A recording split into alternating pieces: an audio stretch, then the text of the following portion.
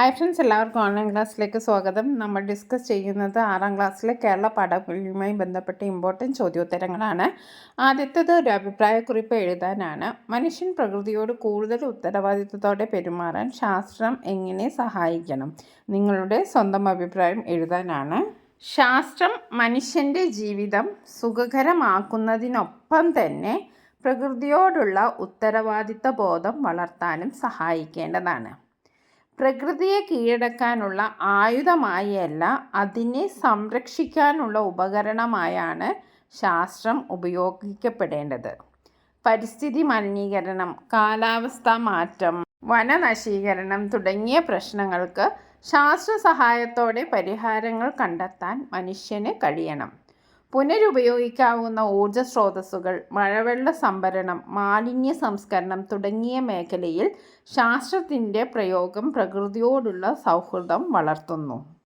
പ്രകൃതിയുടെ നിയമങ്ങളെ മാനിച്ച് പ്രവർത്തിക്കാൻ ശാസ്ത്രബോധമുള്ള മനുഷ്യന് കഴിയുമ്പോഴാണ് യഥാർത്ഥ പുരോഗതി സാധ്യമാകുന്നത്. അതുകൊണ്ട് തന്നെ ശാസ്ത്രം മനുഷ്യനെ പ്രകൃതിയുടെ അധിപനായി മാറ്റുന്നതിനല്ല, പ്രകൃതിയുടെ സംരക്ഷകനായി രൂപപ്പെടുന്നതിനാണ് സഹായിക്കേണ്ടത്.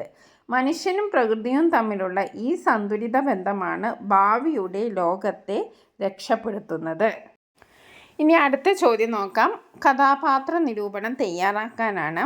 ദിനകരനെ കുറിച്ചുള്ള കഥാപാത്രമാണ് തയ്യാറാക്കേണ്ടത്. വളരെ ഇമ്പോർട്ടൻ്റ് ആയിട്ടുള്ള ഒരു ചോദ്യമാണ്. ദിനകരന് ഒരു സ്വപ്നമുണ്ടായിരുന്നു എന്ന വാചകം പാഠഭാഗത്ത് കാണുന്നു. എന്തായിരുന്നു ദിനകരൻ്റെ സ്വപ്നം?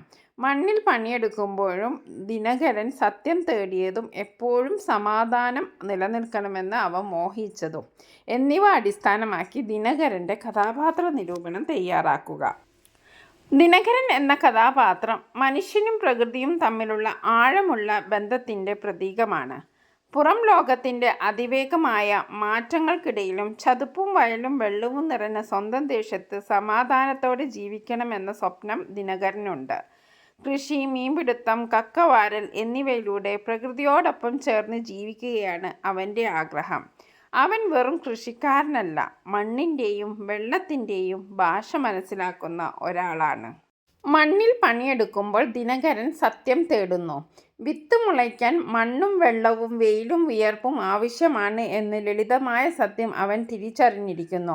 ഈ അറിവ് അവൻ കുട്ടികൾക്ക് പഠിപ്പിക്കുകയും ചെയ്യുന്നു. അതിലൂടെ ദിനകരൻ ഒരു അധ്യാപകനായും മാർഗദർശകനായും മാറുന്നു. എന്നാൽ പുറം ലോകത്തിൻ്റെ ഉരുക്കുകൈകൾ ചതുപ്പുകളും തണ്ണീർത്തടങ്ങളും നശിപ്പിക്കുമ്പോൾ അവൻ്റെ ജീവിതം പ്രതിസന്ധിയിലാകുന്നു. തണ്ണീർത്തടങ്ങൾ മണ്ണിനടിയിൽ കുഴിച്ചു മൂടപ്പെടുമ്പോൾ ദിനകരന് കുറ്റബോധവും ആത്മനിന്ദയും അനുഭവപ്പെടുന്നു. അനേകം തലമുറകളെ പോഷിപ്പിച്ച പ്രകൃതിയെ സംരക്ഷിക്കാനാവാതെ പോയതിൻ്റെ വേദന അവനെ ഉള്ളിൽ നിന്ന് കീറിത്തെറിപ്പിക്കുന്നു. കുഞ്ഞി മാത്തമ്മയുടെ ദുരവസ്ഥയും വെള്ളത്തിൻ്റെ ഒഴുക്ക് നിലച്ചതുമെല്ലാം ദിനകരൻ്റെ സ്വപ്നങ്ങൾ തകർക്കുന്നു. അങ്ങനെ ദിനകരൻ വ്യക്തിപരമായ ഒരു കഥാപാത്രത്തിനെന്നതിലുപരി പ്രകൃതി നാശത്തെ നേരിടുന്ന ഒരു മനുഷ്യൻ്റെ മനസ്സാക്ഷിയായി മാറുന്നു. സമാധാനവും നിലനിൽപ്പും സ്വപ്നം കാണുന്ന ഒരു തലമുറയുടെ ശബ്ദമാണ് ദിനകരൻ. ഇനി അടുത്ത ഒരു പ്രതികരണക്കുറിപ്പാണ്. ശാസ്ത്രം മനുഷ്യൻ്റെ ജീവിതം സുഖകരമാക്കി, അതോടൊപ്പം നാശത്തിനുള്ള ഉപകരണങ്ങളും സൃഷ്ടിച്ചു എന്ന ആശയത്തോടുള്ള നിങ്ങളുടെ പ്രതികരണം രേഖപ്പെടുത്തുക. ഒരു പ്രതികരണക്കുറിപ്പ് തയ്യാറാക്കാനാണ്. ഓക്കെ. ശാസ്ത്രം മനുഷ്യ ജീവിതത്തെ അനേകം വിധത്തിൽ സുഖകരമാക്കിയിട്ടുണ്ട് എന്നതിൽ സംശയമില്ല. യാത്ര, ആശയവിനിമയം, ചികിത്സ, വിദ്യാഭ്യാസം തുടങ്ങിയ മേഖലയിൽ ശാസ്ത്രം വൻ മാറ്റങ്ങളാണ് വരുത്തിയത്. എന്നാൽ അതോടൊപ്പം തന്നെ നാശത്തിനായുള്ള ആയുധങ്ങളും ശാസ്ത്രം സൃഷ്ടിച്ചു എന്നത് ഒരു വസ്തുതയാണ്.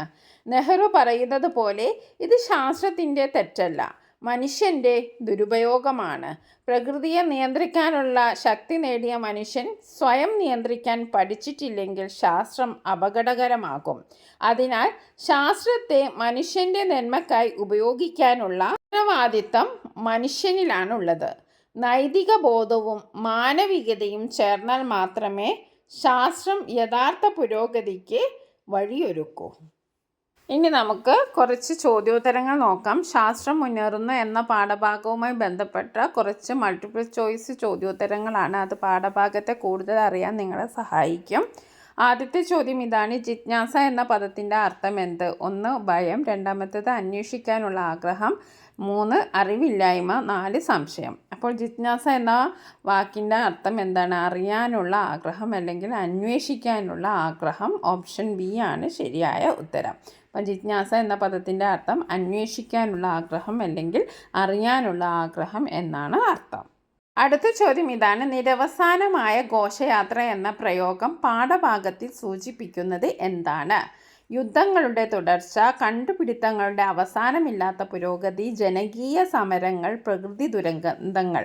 അപ്പോൾ ശരിയായ ഉത്തരം എന്താണ്? നിരവസാനമായ ഘോഷയാത്ര എന്നതുകൊണ്ട് ഉദ്ദേശിക്കുന്നത് എന്താണ്? കണ്ടുപിടുത്തങ്ങളുടെ അവസാനമില്ലാത്ത പുരോഗതി. ഓക്കെ, കണ്ടുപിടുത്തങ്ങളുടെ അവസാനമില്ലാത്ത പുരോഗതി.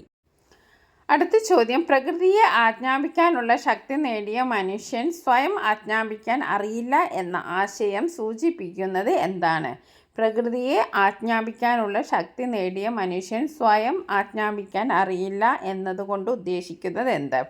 ഒന്നാമത്തേത് മനുഷ്യൻ്റെ അശക്തി, ശാസ്ത്രത്തിൻ്റെ പരാജയം, ശാസ്ത്രത്തിൻ്റെ ദുരുപയോഗം, സാമ്പത്തിക പിന്നോക്കാവസ്ഥ. അപ്പോൾ ശരി ഉത്തരം എന്താണ്? ശാസ്ത്രത്തിൻ്റെ ദുരുപയോഗം.